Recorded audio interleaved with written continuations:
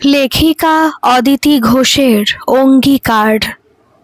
কই কই রে আমার পুটু, কই কোথায় গেল আমার পুটু সোনা?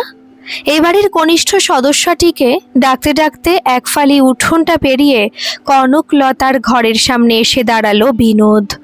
পুটু সোনা তখন খাটের তলায় আত্মগোপন করতে ব্যস্ত হয়ে পড়েছে। নিজে যা হোক করে লুকিয়ে পড়লেও ওর লাল আর হলুদ রঙের ছাপা ফ্রকের কিছুটা অংশ বাইরে থেকেই দেখা যাচ্ছে। সেটা দেখেও না দেখার ভান করল বিনোদ। মনে হচ্ছে আমার পটেশ্বরী আজ বাড়িতে নেই, ঠাম্মার সঙ্গে বেড়াতে গেছে। তাহলে আর কি হবে এই চকলেট লজেন্সগুলো? এগুলো না হয় আমিই খেয়ে নেব। হুড়মুড় করে খাটের তলা থেকে বেরিয়ে এলো পুটু। মাথাটা ঠুকে গেল তাড়াতাড়ি আসতে গিয়ে। সেটা গ্রাহ্য না করে বিনোদের সামনে দাঁড়িয়ে ছোট ছোট হাত দুটো মেলে ধরল। এই তো পুতু তো না, দাও টকো দাও।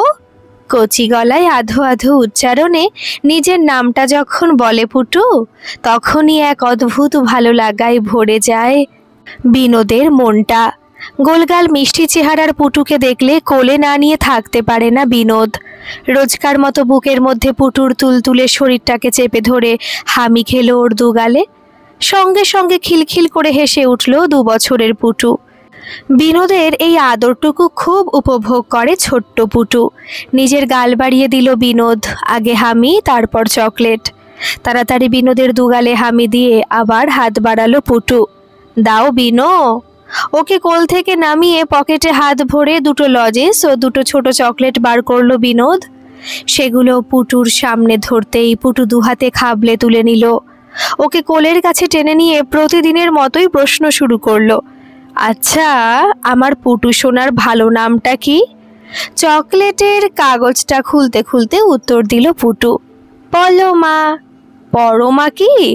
পুটু গড়গড় করে বলে চলল মুখস্থ বুলি, পলমা হালদার।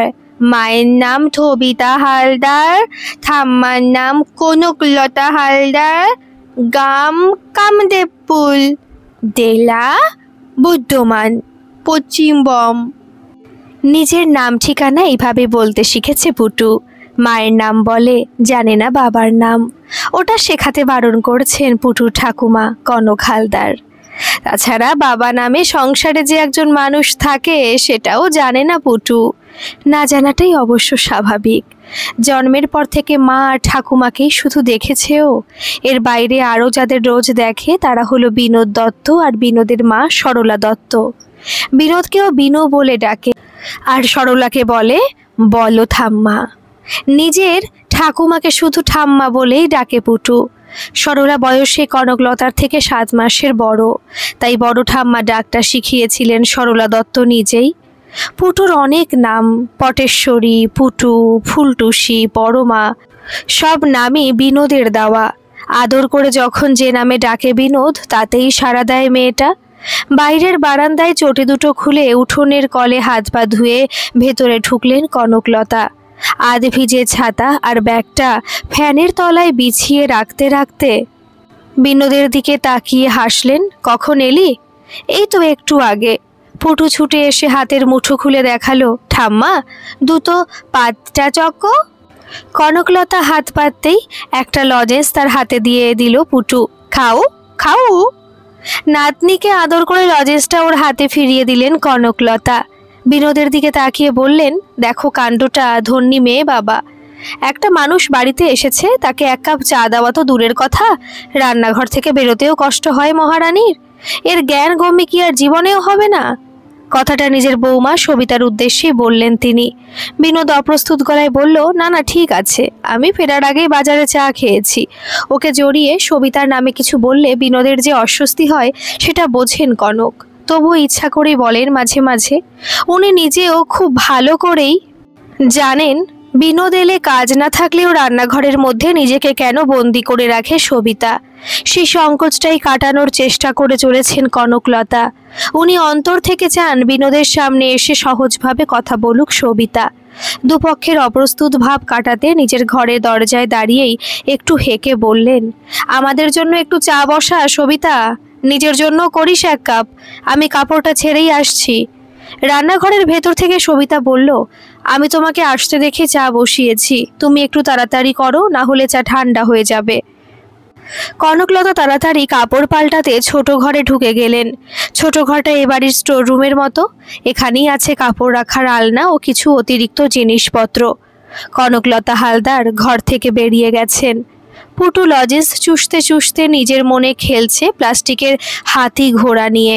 প্যাকেটের ওপর জু লেখা এই এক বাক্স জীবজন্তু ওকে কিনে দিয়েছিল বিনোদ এবারের পৌষ মেলায়। ভীষণ খুশি হয়েছিল পুটু এটা পেয়ে। এখানে এলেই বিনোদের মনের মধ্যে একটাই চিন্তা বারবার ধাক্কা দেয়, সবিতা কি ওকে গায়ে পড়া ধরনের একটা মানুষ ভাবে? কিন্তু ওর এখানে আসাতে সবিতা বিরক্ত হয় কিনা কোনোভাবে বুঝে উঠতে পারে না বিনোদ। সবিতার লাজুক চোখের দৃষ্টিতে কখনো অবজ্ঞা বা ঘৃণা দেখেনি, তবু ওর মায়ের দেওয়া প্রস্তাবটা সবিতার নাকচ করার পর থেকেই নিজেকে কেমন ছোট মনে হয় আজকাল। রোজই ভাবে আর আসবে না, তবুও না এসে পারে না। পুটুর মিষ্টি ডাকটা না শুনলে, ওকে একটু আদর না করলে যেন মনটা অস্থির হয়ে থাকে। জন্মের দিন থেকে যাকে নিজের সন্তানের দৃষ্টিতে দেখেছে, তাকে না দেখলে মন তো ছটফট করবেই। তাছাড়া পুটুও যে ভীষণ ভালোবাসে ওকে। পুটুর সামনে বিনোদের মা বা পুটুর ঠাম্মা যদি বলে বিনোদ আমার ছেলে, তখনই পুটু ছুটে যায় ওদের মারতে।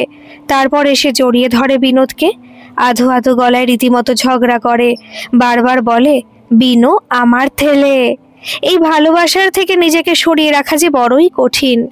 জামা কাপড় পাল্টে কনকলতা নিজের ঘরে ঢোকার সঙ্গে সঙ্গেই ছোট ট্রেতে করে 2 কাপ চা আর বিস্কুট নিয়ে ঘরে ঢুকলো সবিতা। কনকলতা বললেন, 2 কাপ চা কেন রে, তোর নিজের জন্য করিসনি বুঝি? টেবিলে ট্রেটা নামিয়ে রাখলো সবিতা। 8:30 বাজতে চললো, এখন আর চা খেতে ইচ্ছে করছে না আমার, তোমরা খাও। আমার পড়িয়ে আসতে দেরি হয়ে যায়। তোকে কতদিন বলেছি নিজে সন্ধ্যের সময় একটু চা করে খাবি, তাও তো খাবি না। মুড়ি কি চিড়ে ভাজা যা হোক কিছু খেয়েছিলি তো? ঘাড় নেড়ে সম্মতি জানালো সবিতা। কনকলতা নিজের চায়ের কাপ তুলে নিয়ে চুমুক দিলেন। বিনোদকে দে চাটা। লজ্জা লজ্জা মুখ করে প্লেট সমেত কাপটা এগিয়ে ধরল সবিতা বিনোদের দিকে। ওর ভীরু চোখের চাহনিতে কি লুকিয়ে আছে বোঝার চেষ্টা করলো বিনোদ। প্লেটটা ধরে নিতে গিয়ে বিনোদের আঙুলের ডগায় সামান্য ছোঁয়া লাগলো সবিতার আঙুলের। কেমন যেন একটা শিহরণ অনুভব করলো বিনোদ। সবিতা আর এক মুহূর্ত না দাঁড়িয়ে তাড়াতাড়ি বেরিয়ে যেতে চাইল ঘর থেকে। বিনোদ স্বাভাবিক হওয়ার চেষ্টা করলো। যে প্রশ্ন কোনোদিন করেনি সেটাই আজ করে ফেললো কনকলতাকে। বিকেলবেলায় তুমি কজনকে পড়াও মাসি? কটার সময় পড়াতে যাও এবেলা? বিকেল 4টে বের হই। সকালে কি একটা ব্যাচই পড়াও এখন? হ্যাঁ, সকালে মেয়েদের স্কুল থাকে, তাই 2 ব্যাচ পড়ানো যায় না। শুধু 5 থেকে 8 পর্যন্ত 12 জন মেয়েকে ক্লাবের ঘরে পড়াই সকাল 6:30 থেকে 9টা পর্যন্ত। বিকেলে 9 আর 10-এর 8 জন মেয়েকে বাংলার ইতিহাস পড়াই। এবেলা তো ক্লাবের ঘরে পড়ানো যায় না, তাই রুমিদের নিচের তলায় একটা ঘরে পড়াই। 2 বেলাতেই পড়াতে যাওয়ার তোমার একটু চাপ পড়ে তাই না মাসি? না রে না, এতে আবার চাপ কি? বাড়ির কাজ তো একটাও করতে দেয় না সবিতা। চুপচাপ বসে থাকার থেকে ভালোই থাকি বাচ্চাদের মাঝে। বিনোদ উঠে দাঁড়ালো। আমাকে এবার যেতে হবে মাসি, মায়ের স্বভাব তো জানো, একটু বেশি দেরি হলেই ঘর আর বার করবে, চললাম। ঘাড় নেড়ে সম্মতি জানালেন কনকলতা। রান্নাঘরের দিকে একবার আলতো দৃষ্টি বুলিয়ে বেরিয়ে এলো বিনোদ। বাড়ির দিকে হাঁটতে হাঁটতে রোজকার মতো নিজের মনকে প্রশ্ন করলো বিনোদ, আচ্ছা এই বাড়ির প্রতি ওর টানটা কি শুধুই পুটুর কারণে, নাকি মনের সূক্ষ্ম কোণে আজও বাসা বেঁধে আছে কোনো প্রত্যাশা? আসলে ভালোবাসা কাকে বলে ঠিক বোঝে না বিনোদ। 2.5 বছর আগে সবিতার অসহায় অবস্থা দেখে কর্তব্যের খাতিরেই পাশে এসে দাঁড়িয়েছিল বিনোদ। শুধু সবিতা নয়, অসহায় হয়ে পড়েছিল কনক মাসিও। সবিতাকে নার্সিংহোমে ভর্তি করা থেকে বাচ্চা হওয়ার পর বাড়ি নিয়ে আসা পর্যন্ত সবটাই করতে হয়েছিল তাকে। নার্সিংহোমের বিল যতটা হয়েছিল ততটা বলেনি বিনোদ কনক মাসিকে। নিজেও 10,000 টাকা দিয়েছিল। নানা সময় নানা রকম দায়িত্ব পালন করতে হয়েছে ওকে সবিতার জন্য, তাই কাছাকাছি হতে হয়েছে বারবার। এই সবের মধ্যেই কখন যেন মনের অনেকটা জায়গা দখল করে নিয়েছে সবিতা। 2.5 বছর আগে পিনাকির খবরটা কানে যেতে ছুটে এসেছিল বিনোদ মায়ের কাছে। সরলা দত্ত বলেছিলেন, তুই এত ভেঙে পড়িস না কনক, তোর পেটের ছেলে তোর সঙ্গে বেইমানি করলেও আমার ছেলেকে তুই পাশে পাবি সব সময়। আমার বিনোদ তেমনই ছেলে, ওর ওপর ভরসা করতে পারিস তুই। মায়ের কথার মর্যাদা অক্ষুণ্ণ রেখেছে বিনোদ, তাই হালদার পরিবারের প্রতি বিশেষ কিছু দায়িত্ব পালন করে চলেছে আজও। হালদার পরিবার ও দত্ত পরিবারের মধ্যে সম্পর্কটা নতুন করে গজিয়ে ওঠা নয়। কনকলতা এবাড়ির বউ হয়ে আসার আগে থেকে বিনোদের মা সরলা দত্তের এ বাড়িতে যাতায়াত। স্বামীর সঙ্গে অনেকবার এসেছেন স্বামীর বন্ধুর বাড়ি, তখন কনকলতার শাশুড়ি মা বেঁচে। কনকলতার স্বামী প্রবীর হালদার ছিলেন সরলার স্বামী বিজয় দত্তের ঘনিষ্ঠ বন্ধু। নিজের বিয়ের বছর ঘুরতে না ঘুরতেই ঘটকালিটা করে ফেলেছিলেন সরলা দত্ত। নিজের ছোটবেলার সই কনকলতার সঙ্গে প্রবীর হালদারের বিয়ে দেওয়ার জন্য উঠে পড়ে লেগেছিলেন। তার চেষ্টায় বিয়েটা হয়ে গিয়েছিল তড়িঘড়ি। একই পাড়ায় দুই সই সারা জীবন থাকতে পারবে এ কথা ভেবে কম খুশি হননি কনকলতাও। এক বাড়ি থেকে আর এক বাড়ি দূরত্ব অল্পই, মিনিট দুয়েকের রাস্তা। ফোনে কথা হলেও কনকলতার তেমন যাওয়া হয় না বান্ধবীর কাছে। তবে প্রতিদিন নিজে রান্নাবান্না সেরে সরলা একবার করে চলে আসেন কনকলতার কাছে। ঘণ্টাখানেক গল্প করে একটা নাগাদ বাড়ি যান। সরলার প্রথম সন্তান মেয়ে, সে জন্মের পরই মারা গিয়েছিল। তার দ্বিতীয় সন্তান বিনোদ আর কনকলতার ছেলে পিনাকির জন্ম হয় একই বছরে, শুধু নয় একই মাসে। ওদের মধ্যেও ছোট থেকে দারুণ বন্ধুত্ব ছিল। একই ক্লাসে পড়তো দুজনে, তাই প্রাইমারি স্কুলের শিক্ষক প্রবীর হালদার দুজনকে একসাথে নিয়ে পড়াতে বসতেন। পিনাকি পড়াশোনায় যথেষ্ট ভালো ছিল, কিন্তু বিনোদ যেন পাশ করলেই খুশি।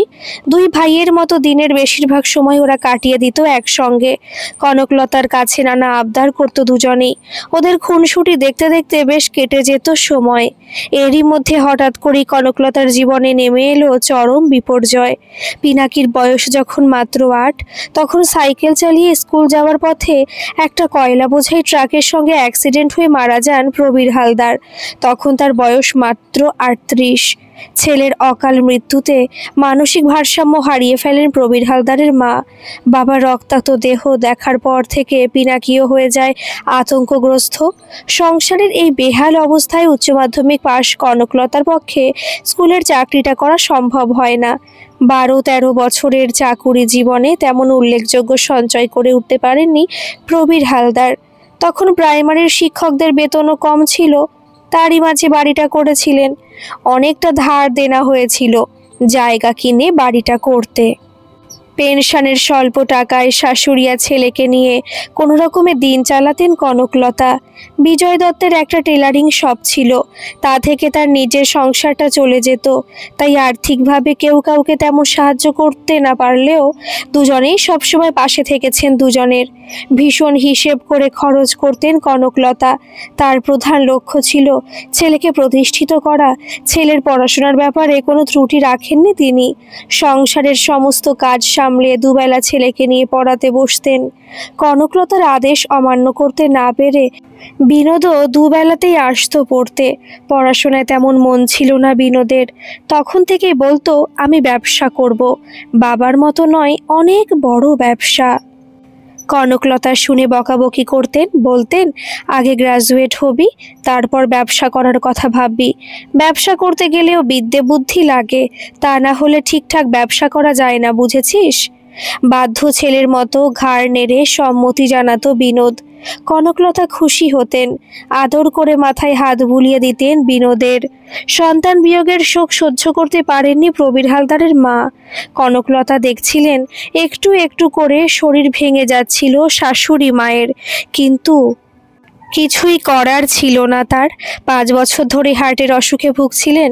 তারপর এক বর্ষা রাত্রে ভীষণ শ্বাসকষ্ট শুরু হয় তার।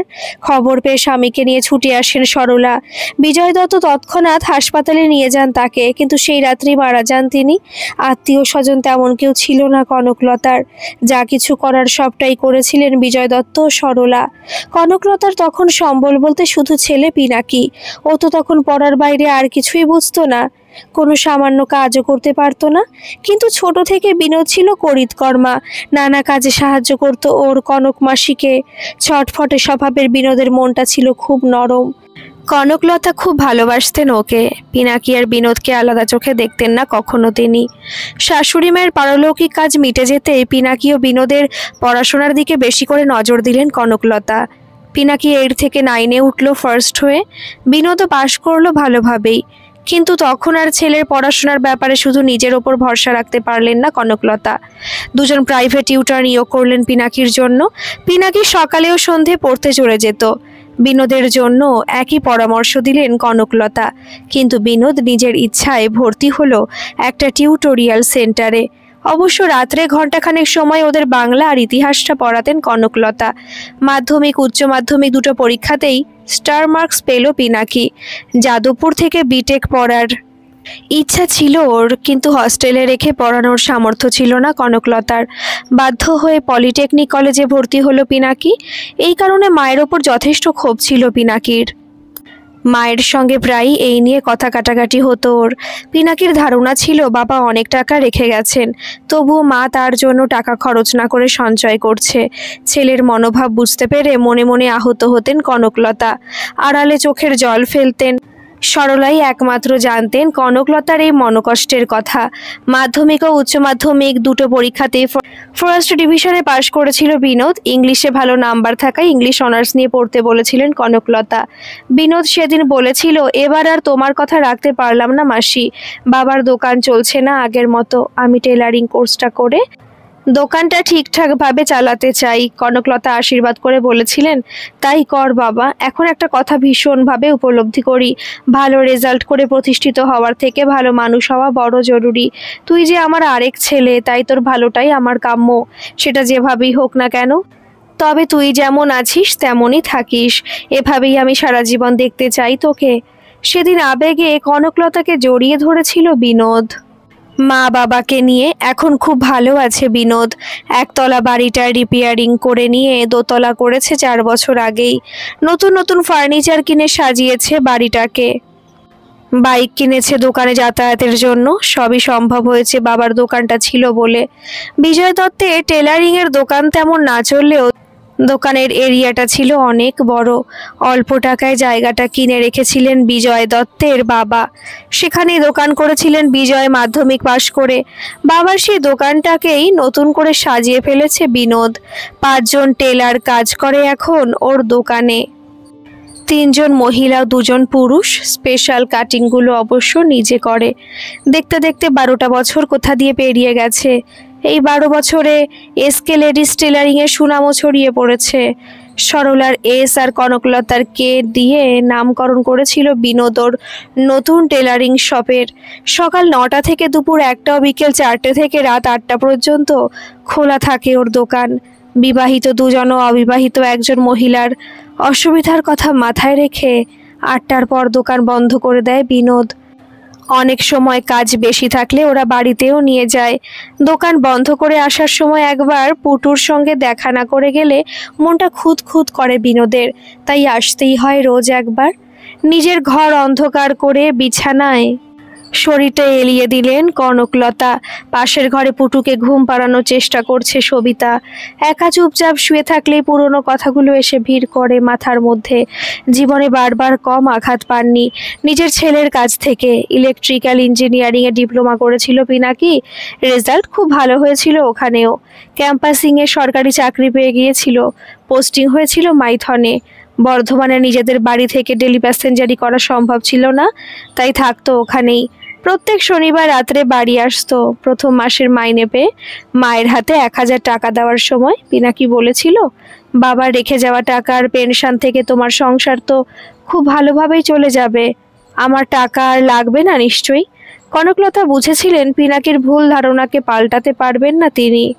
পেনশন হিসেবে পাওয়া টাকাটুকুই তার ভরসা, অতিরিক্ত কোনো টাকা নেই তার। তাই ওর কথার বিরোধিতা না করে মৃদু হেসে বলেছিলেন, হ্যাঁ তুই ঠিকই বলেছিস, আমার সংসারে আর কতটুকু খরচ, বরং তোকে ওখানে থাকতে হবে, তার তো খরচ আছে। তুই নিজেটা চালিয়ে যা পারিস ভবিষ্যতের জন্য সঞ্চয় করিস। টাকাটা ছেলের হাতে ফিরিয়ে দিয়ে বলেছিলেন, যদি কখনো লাগে বলবো, এখন রাগ। টাকাটা হাত বাড়িয়ে নিয়ে নিয়েছিল পিনাকি। পিনাকি চাকরি পাওয়ায় মনে মনে অন্যরকম প্ল্যান করেছিলেন কনকলতা। ভেবেছিলেন ছেলেকে পড়ানোর খরচ যখন কমে গেছে তখন সেই টাকা জমিয়ে বাড়িটা রিপেয়ারিং করাবেন, কয়েক বছর পর ছেলের বিয়ে দেবেন। এই রংচটা ভাঙাচোরা বাড়িতে কি আর নতুন বউ আনা যায়? বাড়িটা ঠিক করা হবে শুনলে পিনাকিও কিছুটা হেল্প করবে নিশ্চয়ই। কিন্তু পিনাকি যে ধরনের কথাবার্তা বলেছিল সেটা শোনার পর অন্য কোনো আলোচনা করতে রুচি হয়নি তার। তবে থেমে থাকেননি তিনি। নিজে দুবেলা টিউশনি করতে শুরু করেছিলেন নিজের বাড়িতে। একার জন্য ন্যূনতম খরচটুকু রেখে পেনশনের টাকা থেকে বেশ কিছু টাকা জমিয়ে ফেলেছিলেন। বছর দুয়েক পর বাড়ি মেরামতির কাজ শুরু করেছিলেন। পিনাকির বাড়ি আসা কমে গিয়েছিল, 1 মাস 1.5 মাস পর আসতো। তখন নতুন করে প্লাস্টার চাপিয়ে রং হচ্ছিল ঘরগুলোতে। সেই সময় বাড়ি এসে উচ্ছ্বাসে ফেটে পড়েছিল পিনাকি। আরে বাহ, বাড়ির ভোল তো বদলে গেছে মা, দারুণ হয়েছে, এতদিনে একটা ভালো কাজ করলে তুমি। বাবার টাকায় বাবার বাড়িটা ঠিক করা হলো অন্তত। মনে মনে হেসেছিলেন কনকলতা। বাড়িটা যে তার নামে কিনেছিলেন প্রবীর হালদার, সে খবরটা যা হোক জানে না তার গুণধর ছেলে। কনকলতার বাড়িতে একটাই খাট ছিল, আর ছিল একটা ছোট চৌকি, ওটাই শাশুড়ি মা শুতেন। ছেলে বড় হওয়ার পর ওকে খাটে শুতে দিয়ে নিজে চৌকিতে শুতেন কনকলতা। ঘরদোর পরিষ্কার হওয়ার পর ইনস্টলমেন্টে একটা বড় খাট ও একটা আলমারি কিনেছিলেন কনকলতা। মনে মনে ভেবেছিলেন এখন অপরিণত বুদ্ধিতে এরকম করছে পিনাকি, সংসারী হলে ঠিক হয়ে যাবে আস্তে আস্তে। ছেলের বিয়ে দেওয়ার স্বপ্ন নিয়ে ঘরের প্রয়োজনীয় জিনিসপত্র কিনছিলেন তিনি। পিনাকি অবশ্য প্রত্যেক বাড়ি এসে ঘুমিয়ে আর বেরিয়ে কাটিয়ে দিত সময়টা। কিভাবে কি করছে মা খোঁজও নিত না। সমস্ত ব্যাপারে কনকলতাকে সাহায্য করত বিনোদ। কনকলতা আর সরলা যখন বসে গল্প করতেন তখন প্রায়ই ছেলেদের বিয়ের কথা তুললেন তারা। দুজনে প্ল্যান করেছিলেন একই মাসে দুটো আলাদা দিনে বিয়ে দেওয়া হবে পিনাকি আর বিনোদের। তাদের সেই আশায় জল ঢেলে একদিন বউ নিয়ে ঘরে ঢুকেছিল পিনাকি। সেদিন সবিতার নিষ্পাপ মুখের দিকে তাকিয়ে রাগ করতে পারেননি কনকলতা। তৎক্ষণাৎ খবর পাঠিয়েছিলেন সরলা দত্তের বাড়িতে। ছেলে আর স্বামীকে সঙ্গে নিয়ে হাজির হয়েছিলেন সরলা। কনকলতার অনুরোধে বরণ করে সবিতাকে ঘরে তুলেছিলেন সরলা। তখনই পিনাকির মুখে শুনেছিলেন তার সবিতার সব কথা। সবিতার বাবা মা কেউ নেই, মামার বাড়িতে মানুষ হয়েছে ও। সবিতার মামাতো দাদা পিনাকির বন্ধু, সেই সূত্রেই আলাপ ও প্রেম। সবিতার মামা চাপ দেওয়ায় নাকি বিয়েটা তো তাড়াতাড়ি করে ফেলতে বাধ্য হয়েছে পিনাকি, তাই বাড়িতে জানানোর সুযোগটুকুও পায়নি। বিয়ে যেভাবেই হোক ছোট করে একটা প্রীতিভোজের আয়োজন করেছিলেন কনকলতা। নতুন বউয়ে চুরির আওয়াজ আর নুপুরের শব্দে প্রাণবন্ত হয়ে উঠেছিল হালদার বাড়ি।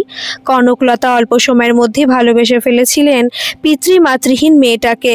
4 দিন বাড়িতে থেকে কাজের জায়গায় চলে গিয়েছিল পিনাকি। পরদিনই সবিতার মধ্যে প্রেগনেন্সির সিমটমস লক্ষ্য করেন কনকলতা আর সরলা। দুজনেই বুঝতে পারেন কেন জোর করে সবিতাকে বিয়ে করতে বাধ্য করা হয়েছিল পিনাকিকে। সরলা আর কনকলতার প্রশ্নের উত্তর দিতে দিতে কান্নায় ভেঙে পড়েছিল 19-20 বছরের মেয়েটা। সেদিন জানা গিয়েছিল কিভাবে একটা চক্রান্তের শিকার হয়েছিল সবিতা। মামার বাড়িতে উদয়াস্ত পরিশ্রম করে পেটের ভাত জুটত সবিতার। ক্লাস 9 পর্যন্ত পড়েছিল সবিতা। বাবা আগে নিরুদ্দেশ হয়েছিল। মা আরও মামার বাড়িতে থাকতো। ওর মা সারাদিন সংসারের সব কাজ একা হাতে করতো। তারপর মায়ের খুব অসুখ হয়, বিনা চিকিৎসায় মারা যায় ওর মা। তারপর থেকে সব কাজের দায়িত্ব ওর ঘাড়ে চাপানো হয়। এত কাজকর্ম করলেও বড় হতেই সবিতার রূপ লোকের নজর কাড়ত। পাড়ার সবাই সবিতার মামাকে পরামর্শ দিত ভাগ্নির বিয়ে দেওয়ার জন্য। তখনই ওর দাদা বাড়িতে নিয়ে আসে পিনাকিকে।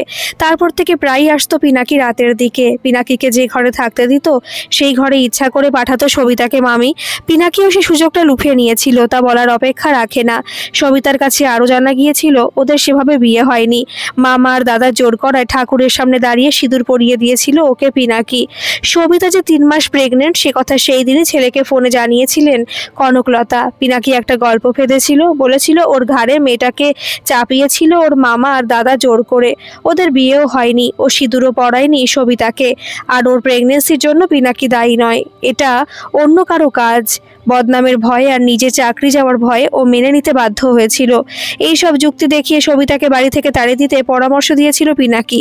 ছেলের কথা শুনে ঘেন্নায় শরীর রিড়ি করে উঠেছিল কনকলতার। নিজের ছেলেকে অবিশ্বাস করলেও সবিতা সমস্ত কথাকে বিশ্বাস করেছিল। তাই পুত্রবধূর পূর্ণ মর্যাদা দিয়েছিলেন সবিতাকে। এখন অবশ্য সেই সম্পর্ককে ধরে রাখতে চান না তিনি। সবিতাকে এখন নিজের মেয়ের মতোই ভাবেন তিনি। তাই সবিতার সুখের জন্য সব রকম কুসংস্কারকে অগ্রাহ্য করতে মনে মনে প্রস্তুত তিনি। বাড়ি ফিরে বিনোদ দেখল মায়ের মেজাজ বেশ তিরিক্ষে হয়ে আছে, ভালো করে কথাও বলছে না। অনেক সাধাসাধির পর জানা গেল কারণটা। বেশ গম্ভীর গলায় কথা বললেন সরলা। বলি, আর কতদিন আমি হাড়ি হেসেল নিয়ে পড়ে থাকবো? বয়স তো হচ্ছে নাকি? বিনোদ না বোঝার ভান করল। সে দোষ কার? কতবার বলেছি একজন রান্নার লোক রাখার কথা, তাতেও তোমার আপত্তি। রান্নার লোকে রান্না, ওনার নাকি মুখে রুজবে না। রুটি করতে করতে বেলুনি হাতে নিয়ে তেড়ে এলেন সরলা। মাথায় মেরে বদবুদ্ধি সব বার করে দেব। বলি, নিজের বয়স কত হলো সে খেয়াল আছে? 32-এ পা দিলি, এখনো বিয়ে করার সময় হয়নি? তোমাকে তো কতবার বলেছি মা এই এক কথা, আমি বিয়ে করব না। কিন্তু কেন? যার আশায় বসে আছিস সে তো কোনোদিনই তোর দিকে মুখ তুলেও তাকাবে না। আমি নিজে প্রস্তাব দিলাম, তাও ওই মেয়ে সে কথায় পাত্তাই দিল না। তুমি শুধু শুধু ওকে দোষ দিচ্ছ মা। ওর ধারণা পিনাকি ফিরে আসবে আর ওকে মেনে নেবে। যে ছেলে নিজের ফোন নম্বর বদলে ফেলে, এই 2.5 বছরে নিজের মায়ের একটা খোঁজ নেয় না, সেই ছেলে আবার ফিরে এসে ওকে বউ হিসেবে মেনে নেবে? ও হয়তো সেই আশাতেই বসে আছে আজও। মানুষের মন বড় বিচিত্র মা, কার কিসে সুখ সেটা অন্যে কি বুঝতে পারে? সরলা হুমকি দিলেন, আমি আর কোনো কথা শুনতে চাই না তোর মুখ থেকে। 1 মাস সময় দিলাম তোকে, এর মধ্যে তুই যদি কিছু না ঠিক করিস তাহলে তোর বাবাকে আর আমাকে বৃদ্ধাশ্রমে দিয়ে আসবি। যে বাড়িতে হাসি নেই, আনন্দ নেই, সেই বাড়িতে থাকতে আবার ভালো লাগে না। বিনোদ হা হা করে হেসে উঠল। এই তো কত হাসির শব্দ শুনবে, শোনো। ঠিক আছে, তোমার কথাই মেনে নিলাম। 1 মাস টাইম তো রয়েছে হাতে। সরলার মুখে হাসি ফুটল। বললেন, যা জামা প্যান্ট ছেড়ে আয়, খেতে দেবো এবার। তখনকার মতো মায়ের হাত থেকে মুক্তি পেয়ে একটু স্বস্তি পেল বিনোদ। খাবার টেবিল ছেড়ে উঠে বেসিনে হাত ধুচ্ছিল বিনোদ। সরলা টেবিলের থেকে এঁটো থালাবাটি গোছ করে নামাচ্ছিলেন। সরলার মোবাইলটা বেজে উঠল। বিজয় উঠে এসে কলটা রিসিভ করেই বললেন, একবার এসো, বৌঠান ফোন করেছে তোমাকে। নিজের বেডরুমের দিকে যেতে যেতে থমকে দাঁড়িয়ে গেল বিনোদ। 10টা 35 বাজছে। এত রাত্রে কনক মাসি ফোন করলো কেন? পুটুর কিছু হয়নি তো? অজানা আশঙ্কায় বুকের ভেতরটা ছ্যাদ করে উঠল বিনোদের। হাতটা ধোয়ার আগে ছুটে এলেন সরলা। বিজয়কে বললেন, তুমি লাউডস্পিকার টিপে দাও। হ্যালো, কী রে, এত রাত্রে ফোন করলি? কারো কিছু হয়নি তো? অপর প্রান্ত থেকে কনকলতার গলা শোনা গেল। হয়েছে অনেক কিছুই, সবই জানবি। পিনাকির একটা চিঠি এসেছে। তোরা 3 জন কাল ভোর 5টার মধ্যে আমার বাড়ি চলে আসবি। ভীষণ জরুরি আলোচনা আছে, যেন ভুল না হয়। রাখলাম। কনকলতার লাইনটা কেটে দিতে সরলা বললেন, কি হলো আবার? জানি না বাবা। বিনোদের গলা রীতিমতো বিস্ময়। কনক মাসি বলল, পিনাকির চিঠি এসেছে। এতদিন পর চিঠিতে কি এমন কথা লিখেছে ও যেটা নিয়ে এত চিন্তিত মাসি? কিছুই তো বুঝতে পারছে না। বিজয় বললেন, এখন শুয়ে পড়ো, কাল ভোর 5টায় যেতে হবে। বৌঠান যখন বলেছেন নিশ্চয়ই জরুরি দরকার। মনের মধ্যে তোলপাড় হচ্ছে বিনোদের। তবে কি পিনাকি সত্যি ফিরে আসছে স্ত্রী আর সন্তানের টানে? যদি তাই হয় তাহলে ক্ষতি কি? বরং ভালোই তো হবে। সবিতাকেও ভালোবাসলেও সবিতা তো ওকে ভালোবাসেনি। ওর সব অন্তর জুড়ে আজও পিনাকি রয়ে গেছে। অনেক প্রশ্ন মনের মধ্যে উকি দিচ্ছে। কাল ভোরের অপেক্ষায় হয়তো বিনিদ্রই কেটে যাবে রাতটা। তবু মোবাইলে অ্যালার্ম দিয়ে চোখ বন্ধ করে ঘুমানোর চেষ্টা করলো বিনোদ। ভোর 5টায় মা বাবাকে নিয়ে কনকলতা হালদারের বাড়িতে চলে এসেছে বিনোদ। সবাই এখন কনকলতার ঘরে। ঘুম ভাঙতে পাশের ঘরে অনেক মানুষের গলা শুনে চমকে উঠল সবিতা। মায়ের কিছু হলো নাকি? পুটুর গায়ে ঢাকাটা টেনে দিয়ে ধর্মর করে ঘর থেকে বেরিয়ে এলো। কনকলতার ঘরে ঢুকে আরও অবাক হলো। সরলা মাসিরা সবাই এই বাড়িতে চলে এসেছে এত ভোরে। সবিতা অবাক দৃষ্টিতে কনকলতার দিকে তাকিয়ে বলল, তোমার কিছু হয়েছে মা? কনকলতা বললেন, না আমার কিছু হয়নি, তবে তোর সিদ্ধান্ত নেওয়ার সময় হয়েছে এবার। আয়, বস আমার পাশে এসে। সবিতা কনকলতার পাশে বসে পড়ল চুপচাপ। কনকলতা বললেন, কাল দুপুরে আমার নামে কুরিয়ারে যে একটা খাম এসেছিল সেটা তো তুই আমাকে বলিসনি। অপরাধ বোধে মুখ নিচু করলো সবিতা। আমি তোমার টেবিলে রেখে দিয়েছিলাম, ভেবেছিলাম তুমি দেখতে পাবে। খুব দরকারি কিছু ছিল মা। ওই খামটায় কি ছিল আমরা সবাই দেখেছি, এবার তুই দেখ।